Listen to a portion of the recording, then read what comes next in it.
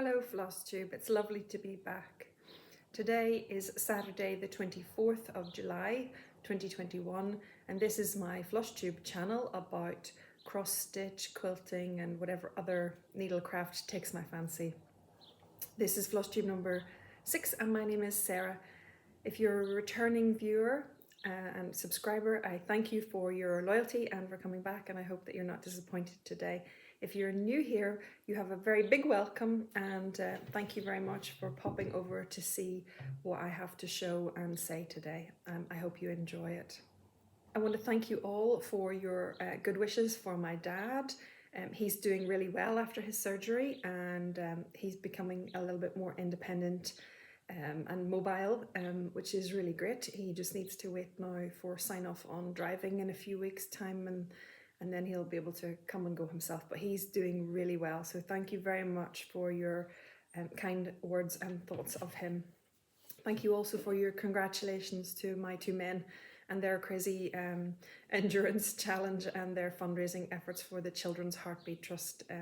They asked me to pass on their thanks. They were very pleased that you were all sending your congratulations. So thank you for that, and thank you again for engaging with the little bits of my world that I'm sharing here on Flosstube. So since last time there's not been as much stitching as I thought there might be, given that I had a stitchy break planned with my friends in England.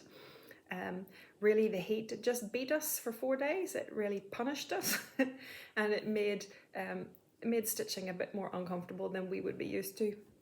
We did do a little bit, so if you are interested you can hang on till the end of this video where I share the sort of quilty and sewing machine stitchy news, and the girls were very kind and did little introduction videos and let me ask them questions about what they were stitching on our time away. So if you're interested to see that, hang on till the end and I will insert those little snippets then. I've also watched a little bit more Flosstube myself and have a few shout outs because I would like to share a few of the channels that I enjoy with you. So here in the UK there's a lovely stitcher called Bernie, and her Flosstube channel is called Hooking and Stitching because she cross stitches and crochets beautiful crochet afghans, baby rugs, baby cardigans, which she crochets to sell as well. So if you are interested in that, hop over to Bernie's channel, have a look, and you can get all the details there of where to follow her crocheting if that's one of your needlecraft passions as well. Also, recently I came across Amanda at Pennington Terrace. Amanda commented on one of my videos and I discovered she was a Flosstuber as well, so I popped over, had a peek and liked everything that she had to show. So there's loads of variety in Amanda's stitching and I could listen to her all day. She's based in Australia, I think near Brisbane if memory serves, and she's well worth a watch, so pop over there. And then there's also Eva. Eva's channel is A Mom and Her Car. That's mom like M-O-M, American mom, and her car. And again, I love all of the projects that Eva shows. Most of her stitching style would be similar to mine, and I just enjoy watching her. I think she maybe is a statistician by profession, and that comes out in the way that she manages and monitors her own stitching. But I think that's just another lovely personality trait. We get to see how different we all are. So please pop over and take a look at those 3 sites if you're interested. I will add all of the names and details down below in the show notes here. On to my stitching. Well, the last few weeks have been fairly busy preparing to get away from home and leaving the family settled and fed and all of that. So there wasn't maybe as much as I had thought, and I had great plans for the things I would stitch when I was away, but as I've said, the heat kind of beat us there. So there's maybe not as much progress as I thought there might be, but there still has been some. And the biggest progress, I think, is the finish of Home Sweet Home, which is by Jacob at Modern Folk Embroidery. Ta-da! Hope you can see. There we go. So I have stitched this on a 32 count Platinum Murano by Swigart. I left 3-inch borders all around because I wasn't entirely sure how I want to finish this, whether I want to frame it or do something else. I think I'd like to do something else, but what that else is, I haven't quite decided yet. And the thread is one thread. It is Gentle Art 0892 Loganberry, and this is the thread. I can never get the colour right. It's like a caramel mauve. I don't know how else to describe it. It's not all the way to purple, but almost there. And I've said it before and I'll say it again, I love this house. I love the ladies with the attitude pruning the urns, the shrubs in the urns.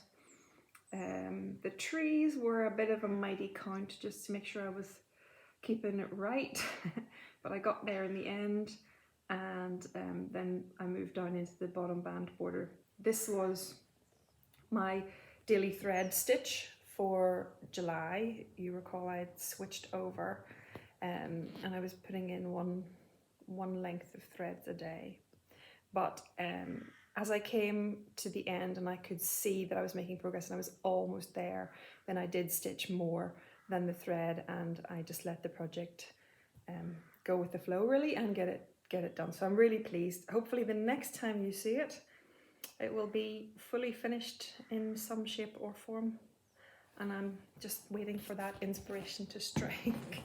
So that is Home Sweet Home by Modern Folk Embroidery. It's available to download directly from Jacob's site if you are interested. I also worked on the peppermint purple blackwork pattern, the Rainbow Quilt Cross. This was one of my July Whip Go goals. So the goal that I have set is to work 10 hours on each of the projects that are on my Whip Go board when their number is called. So in the 10 hours, then in this month, I'll just, whoops, apologies, I bumped you there. In the 10 hours this month, I worked largely on this blue section down here at the bottom. So you can see there's some aquas moving into teals and blue proper and grey blues. So move it a little bit closer so you can see the patterns in the black work. This one was my least favourite, mainly because I found it difficult to get a flow on the stitches. I'm not sure whether I just was missing the best way to stitch that pattern. But yeah, that one was a little bit tough. The rest of them were all actually fine. I found a flow, I found a rhythm to keep going, and I'm really pleased with how much progress the 10 hours of Whip Go has made on this project. I was asked on my last video about the threads that I'm using for this. Am I using the called for threads? And the answer to that is no. And first of all, let me apologise, because sometimes I'm not very good at telling you what fabric and what threads I've used, and I'm trying to remember to tell you, but I know that I haven't told you on this one. So this project is stitched on just a piece of white 18 count Ada that I had in my stash. I don't actually think it's even Swigart, but it's a nice Ada. And the threads that I'm using are just old, really old threads that I have in a bucket. They were the cheaper threads that you get in a large multi-pack. I think I signed up to a club years and years ago. I mean, really more than 20 years ago. But you still get those kinds of thread packs now. They're a cheaper quality thread. You can tell the difference when you're working with them, but as you can see, you can also get nice results if you persevere. For this project, I think it calls for somewhere in the region of 10, 20, 30, 60 colours of DMC. But obviously, you really only use a very, very small amount of each colour. So I didn't think it was worth, and I didn't have a bigger DMC stash at the time when I started this. And I didn't think it was worth buying 60 for the sake of this. Really, a lot of these you're only using 2 strands of about 18-inch length to complete the bigger ones, and some of these ones you can get done with 1 strand. So when I pulled my floss pack out, I just chose, if there were 10 greens in a variegation, I chose 10 variegated greens and 4 yellows and 10 oranges blending into red, and then into a darker kind of magenta color, 1, 2, 3, 4 there.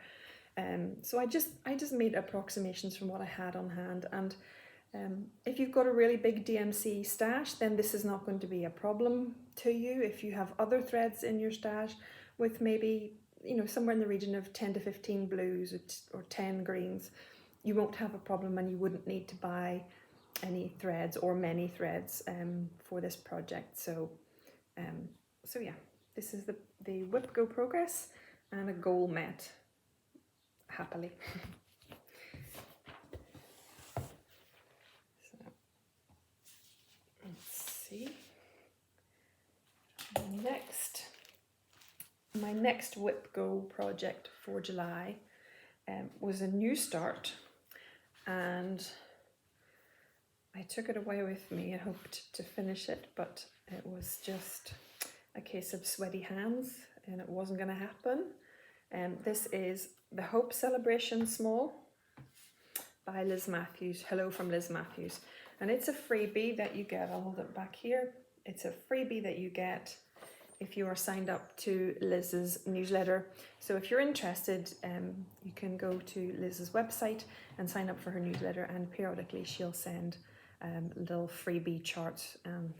This one I really liked, so I want to have a stitch at it, and you can see I just managed to border the bottom box for the word hope, and I didn't even manage to get all of the E finished when I was away, but you know, there's plenty of time. And that's, the thread is the Busy Lizzie Weeks Dye Works that I had talked about in my last post. There's not huge amounts of variegation in the thread, but it's still a lovely shade of like a clover pink colour, or maybe Busy Lizzie pink.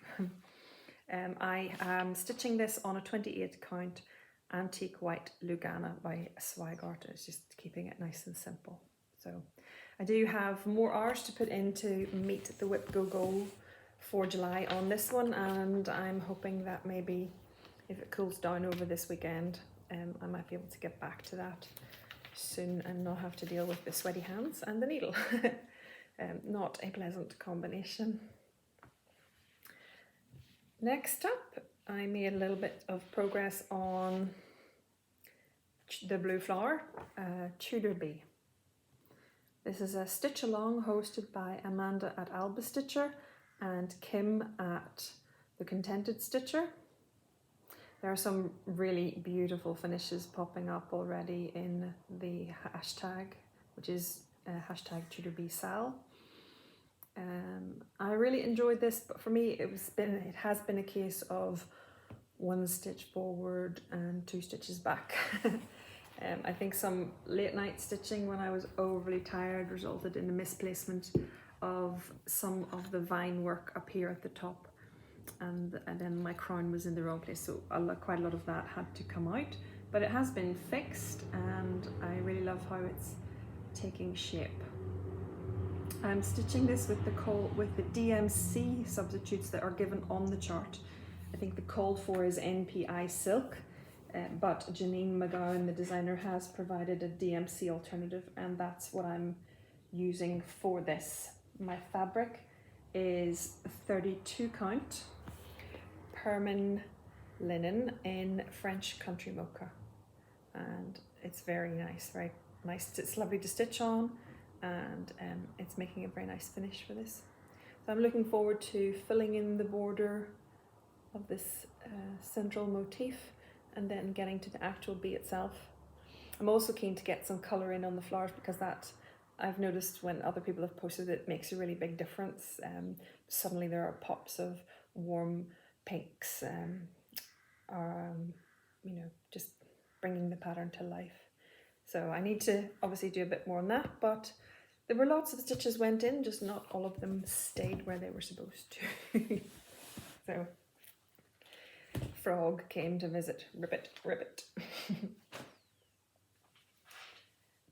Then I have some progress on my Jolly July pieces.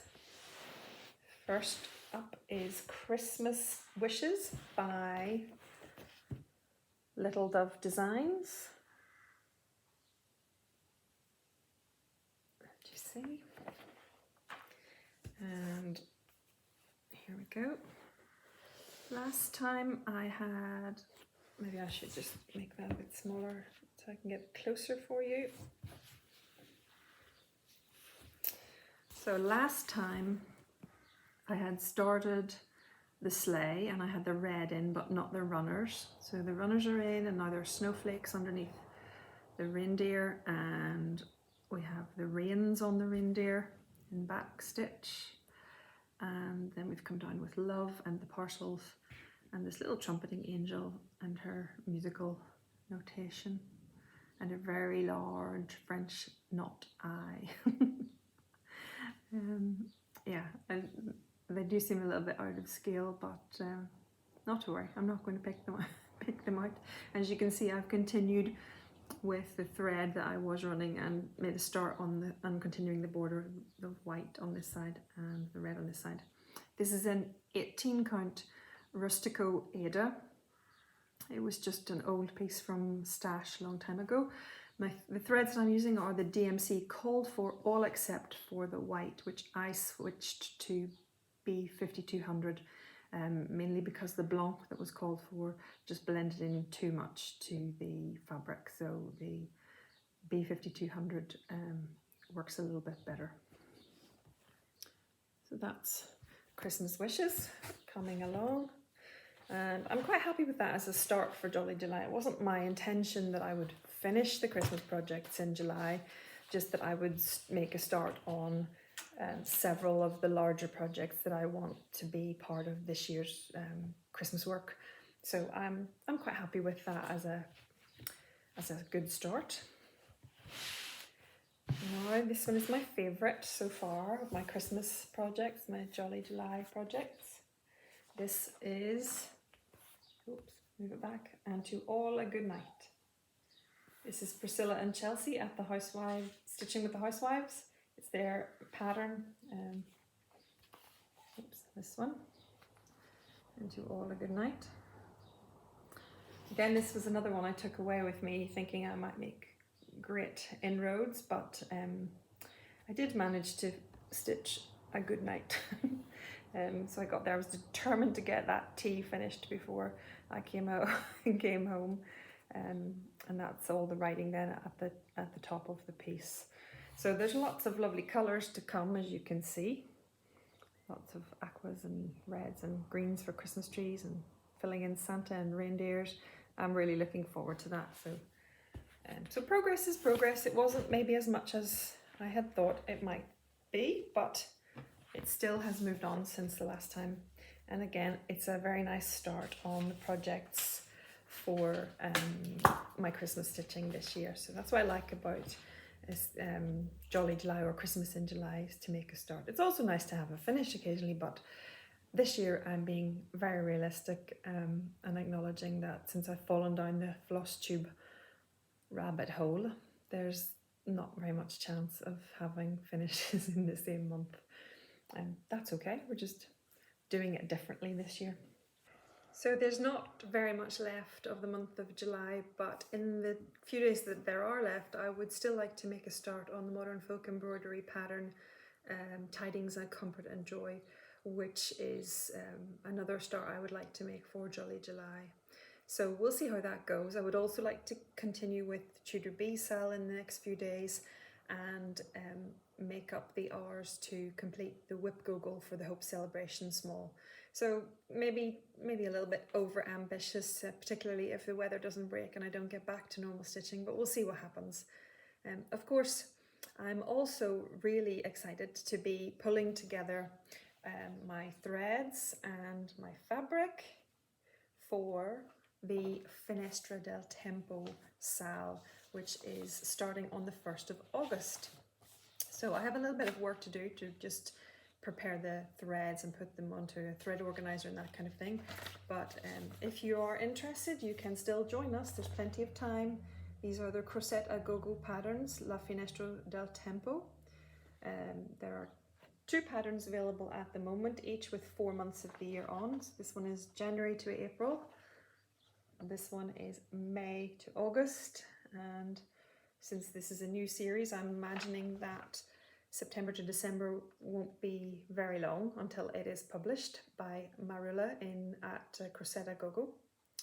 So yeah, we're starting on the 1st of August, and just in case you haven't seen any of my previous videos and aren't aware, the plan is to start on the 1st of August and to start with the month of January and to stitch 1 monthly pattern in a month. So January in August, February in September, March in October, and so on. If you'd like to join but you don't want to do the months in that order, it's perfectly okay. Please join us on the hashtag anyway. It's a hashtag for Instagram and it's hashtag finestradeltemposal. I wanted to keep it in Italian to honour the original name of the pattern by Marula. I should have said, and I don't think I did say in previous mentions of the SAL, that this pattern comes with the months translated into several different languages.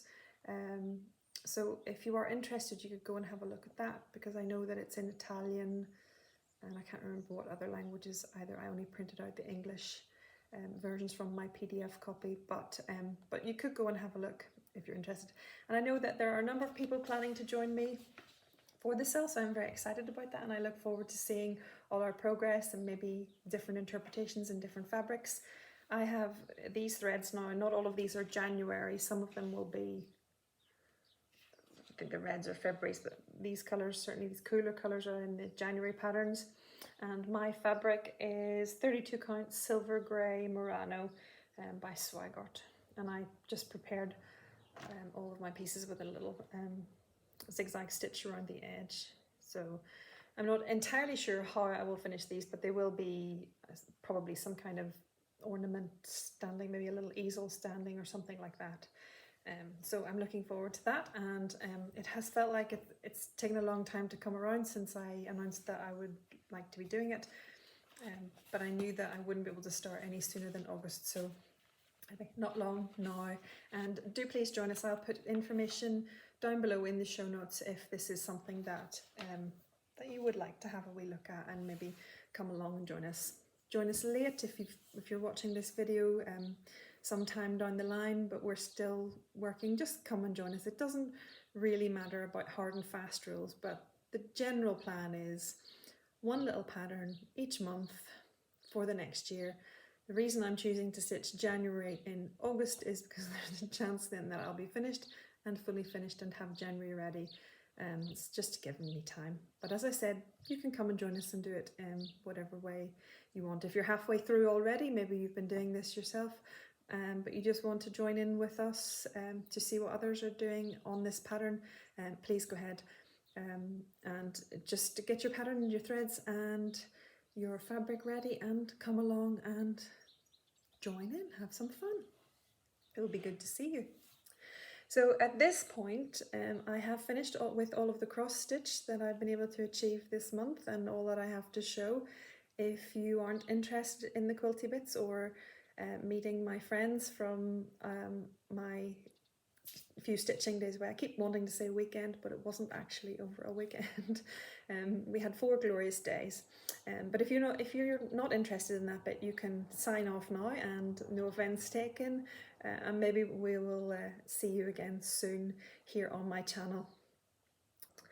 For those of you hanging around, I will be able now to reveal to you the handmade gifts that I took over to visit my friends. As you know, as I mentioned before, we do a little handmade present swap, and what I took this time was a little correspondence card folio, which was basically an adaptation of a journal cover pattern. I just reduced the size. I added a little extra pocket so that we can put stamps, keep stamps in our little folio. I added a pen loop to keep a pen so that everything is there. You can keep your little greetings cards in and your stamps and your pen, and you're ready and away you go.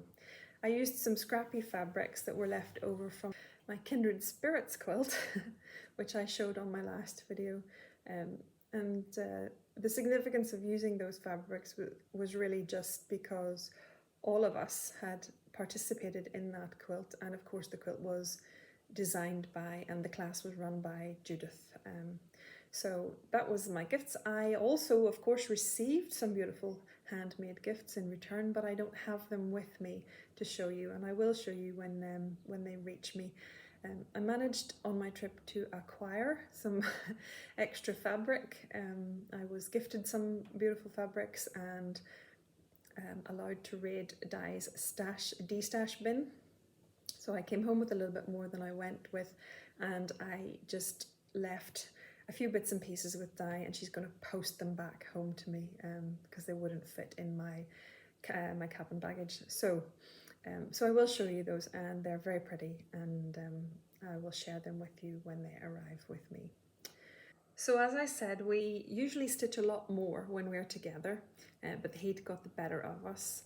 However, I did manage to catch on video some of our work on one of the mornings before it got too warm, and Di and Judith and Trudy were very gracious and let me very casually interview them to make an introduction to you and to show you what they were working on when we were together. I just need to add a little disclaimer at this point because I am sporting a magnificent sun cream shine on my face. It was super hot, as I keep telling you. So I apologise for that. You might want to wear your sunglasses, and I also apologise for the wobbliness of my videography skills. I did find it very hard all of a sudden to be trying to video other people for interview instead of just sitting here in front of my dresser. So sorry about the wobble, sorry about the very greasy shiny face, but hey, it's me and it's my friends, so I hope you enjoy. Have a little look at this. Good morning, Flosstube. As you can see, I'm not in my normal spot this morning. Here I am in Cumbria, having a wonderful but very hot holiday with my stitchy friends, and I thought, since some of you asked, that we would do little introductions. So we're here to be together and to sew together, to share our friendship and our faith, and just have a little bit of fun doing the things that we like. We're not party animals, but we do love to stitch together. So let's go and find Di and Trudy and Judith so that you guys can say hello. So here we are. Here's Judith. Hi, Judith. And Trudy down in the bottom corner. She's in the naughty seat. And this is Di, whose lovely house we have invaded for 4 days in the lakes. I'm going to show you all the pretties in Di's gorgeous sewing room without making you seasick. There we go. Lots of minis. So we have lots of memories on your wall from all our bees and blogs, because blogging is how we met, isn't it? Definitely. And we did that thing that we tell our kids not to do. Don't meet strangers from the internet. And there we are, mummies meeting our friends from the internet. Being very naughty. I've been told off by our kids for doing it. And it was the best thing ever happened to us. It was great. So now we've got a whole squad of stitching buddies. Yeah. And we're together. And it's really nice to have that connection. Yeah. And we can just pick up where we were, can't we? We do, yeah.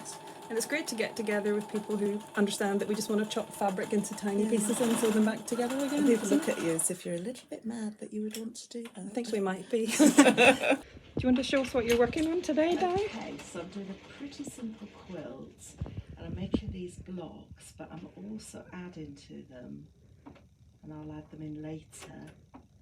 So that's the actual block. You can see that. Lovely, yes. Okay. Pretty colours. So these blocks are going to be offset. So another one will be up here, and these essentially make your. Is it like a scrappy trip? Yeah, a little bit. Or like a granny square? Yeah. Like that?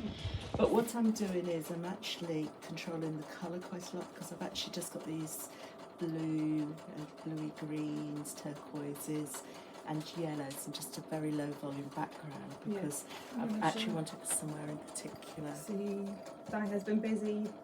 Even though it's been too hot to sew, Di's been very busy. It's too hot to sew. Is this a pattern that you're using that other people It can is. access? It's Di? a Rita Hodge pattern, and I've just printed some of it off. But if you go online and look at redpepperquilts.com, yeah, or redpepperquilting on Instagram or Pinterest, you'll find her. Lots of inspiration. She likes to use little squares all the time, doesn't she? So it's great scrappy quilts. And she's absolutely prolific. Yes. She has lots and lots. Yes. I know. Well, thank you for showing us what you're doing today, That's Di. okay. Let you get back to sewing. Bye. Judith's busy. Hello. Good morning, Judith. Hello, Flosstubers. So Judith is the wonderful Just Jude Designs I was telling you about in my last Flosstube. And I'm lucky enough to have her as my friend, not just my teacher, friend first. And she's busy working today on lots of scrappy quilts. So Judith, you're working on scrappy string quilts today? Yes, scrappy string pieced blocks, or strip pieced blocks, sometimes they're called. That's an example of one there. And you start off with a centre strip. I'm using white, and they're all the same width in each block. Okay. And then you start sewing strips either side of the centre strip, and they can all be different widths and different colours. You can see I'm going very scrappy here. This is a girly block. Yeah. And then when you've lots of blocks, you can put them together and you alternate the direction of the centre strip, so you get a nice zigzaggy cross secondary pattern in your quilt. Lovely. So this is a girly one, and I'm working on a boy one here because blues and greens. Yeah, these are for a charity called Quilts for Carelevers, and it's a UK based charity, and they are quilts for children who reach the age of 16, 17 or 18 who've been in foster care or state homes and are then sent out into the world by themselves, and they're given a little flat or a little studio apartment, their first home that's theirs. Yeah. And the charity gives each one a quilt. They call it a quilty hug. Oh, that's nice. Because it's the first thing really of theirs that's their own. They don't have much when they get their new home, and it's quite scary and quite daunting. Yeah, I'm sure it is. Yeah. Going out into the world on their own. So it's a great project for anybody who has lots of scraps lying about. Like yourself? Like me, I always have plenty. So this wee block is a great beginner friendly block. If you haven't done much quilting before, or you just want to have a go at something, I would recommend a strip piece block. There's a free tutorial on my website on how to make the block. Great, I'll link that for everybody. Yeah, and there's also pictures on what the finished quilt looks like if you want to have a go, and you don't have to think too hard. It's just straight line sewing. You need a square ruler to trim them. It can be any size, and you're good to go. Sounds great. Thank you for showing us what you're doing today, Judith. Thank you. Hi, Trudy. How are Hi, you? Sarah. I'm fine, thanks. What are you working on this morning down here in the naughty corner? In the naughty quarter, because I've been very naughty. I'm working on some blocks for my Edita Sitar mystery quilt that she did earlier in the summer. I only got halfway through it, so I thought these would be a great thing to come and work on for a few days. I see you've got some lovely pretty tilde there. I do. So Gorgeous. there's 12 blocks in it, and these are some of the blocks that I've already done. Upside down. Yeah, you've been very industrious in the evenings when it cools down a bit here. Yeah, well, they're small blocks, so they're only 4.5 inches at the moment. Look at all those pretty points, people. Yeah. So they're relatively small and relatively quick. Some are more complicated than others. That one's a pretty one. That's lovely. Yeah, so it's a block of the month by Edita Sitar.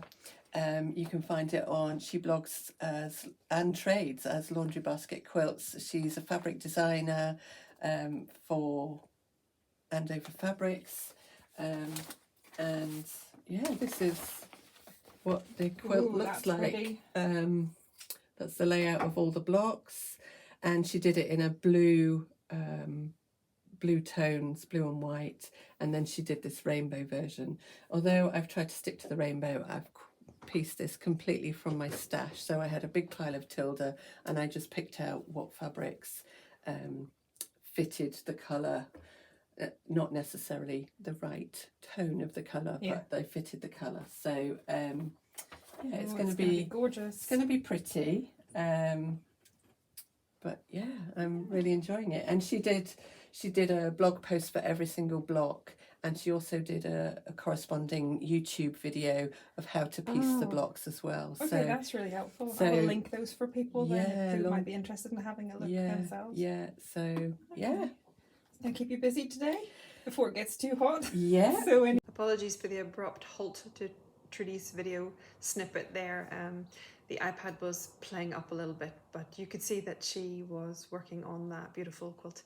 All of the links that I can find for the projects that Di and Judith and Trudy are working on are below. If you are interested and want to have a look at those for yourselves, just drop into the show notes there and you'll find what you need. I forgot to video and chat about what I was actually stitching on the day, but I was set up and ready, and for some reason, I don't know, I just didn't actually do it. You know, probably too much chatter and distraction. But here's a photograph that shows what I did achieve, which you've already seen some of in the form of the cross stitch, the Hope Celebration Sal and To All a Good Night. You can see that I also managed to stitch up a few of the spelling bee blocks that I took along with me. The lowercase y isn't quite finished because there was a bit of an oopsie, and I stitched the corner triangle to the wrong corner and trimmed it before I realised, and was therefore unable to do anything about that because I hadn't brought extra fabric with me.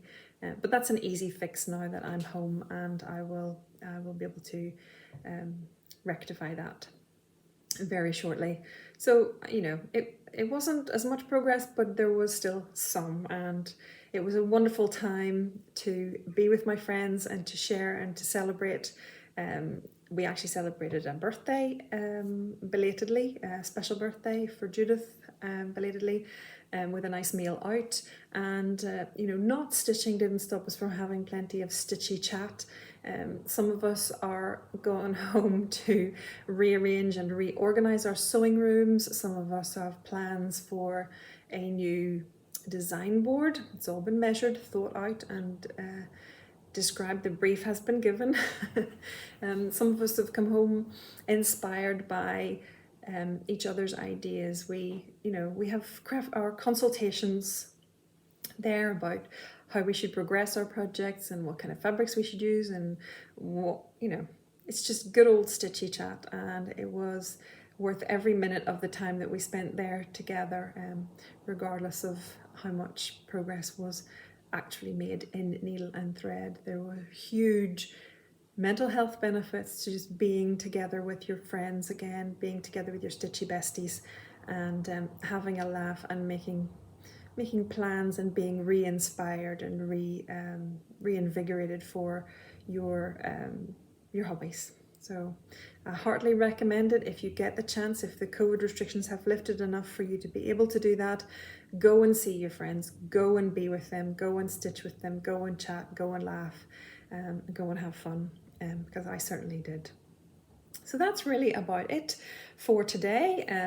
I hope that you have enjoyed everything that I've had to show. I hope that there will be a drop in the temperature soon and normal service will resume, and I hope to be back in a couple of weeks to show you what progress I've been able to make in that time.